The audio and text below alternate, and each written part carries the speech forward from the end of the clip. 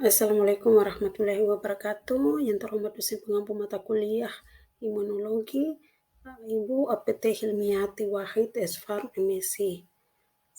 Sebelum masuk pada presentasi saya tentang peran teknologi imunologi dalam perkembangan obat, izinkan saya perkenalkan diri. Nama saya Katrina Tan, NIM D1B1220022 dari kelas 02. Pengertian imunologi adalah ilmu yang mempelajari hal-hal mengenai reaksi kekebalan tubuh terhadap benda asing atau kuman, penyakit pada makhluk hidup termasuk manusia. Fungsi imunologi melindungi tubuh dari invasi penyebab penyakit, menghancurkan dan menghilangkan mikroorganisme atau substansi asing, itu bakteri, parasit, jamur, dan virus, serta tumor yang masuk ke dalam tubuh, menghilangkan jaringan atau sel yang mati atau rusak untuk perbaikan jaringan, kemudian menghilangkan sel abnormal, sasaran utama bakteri, patogen, dan virus. Leukosit merupakan imun utama di samping sel plasma, makrofag, dan sel mast. Selanjutnya, peran imunologi dalam perkembangan obat. Di sini untuk obat, untuk perkembangan obat untuk imunologi yaitu obat menginduksi imun spesifik, obat pengaturan fungsi imunologis, serta sedangkan imunologi untuk obat yaitu antibodi, terapi dan diagnosa, limfofik, dan monokik terapi. Selanjutnya, peran imunologi bagi kesehatan. Setiap manusia mempunyai sistem kekebalan yang berfungsi untuk melindungi tubuh dari penyakit.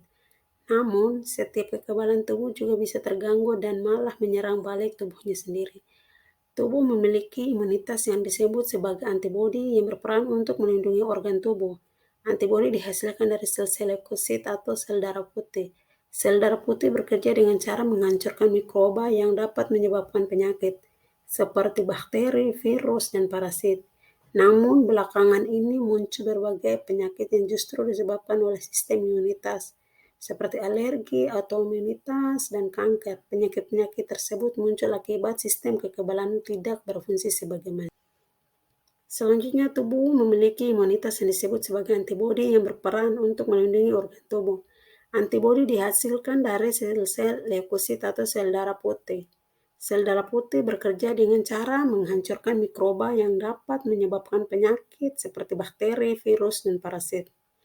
Namun belakangan ini muncul beberapa penyakit yang justru disebabkan oleh sistem imunitas seperti alergi, autoimunitas, dan kanker.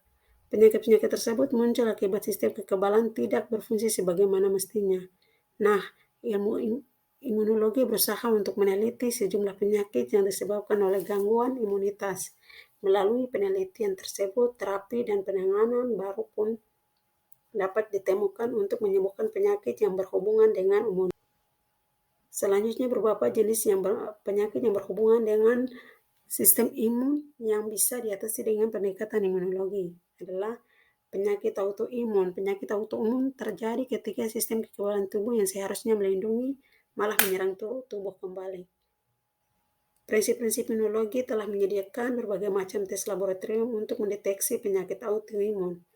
Penyakit autoimun dapat dibagi menjadi penyakit autoimun primer yang bermanifestasi sejak lahir, dan penyakit autoimun sekunder yang berkembang di kemudian hari karena berbagai faktor, artisi rheumatoid, multisklerosis, dan penyakit Crohn atau contoh-contoh penyakit autoimun.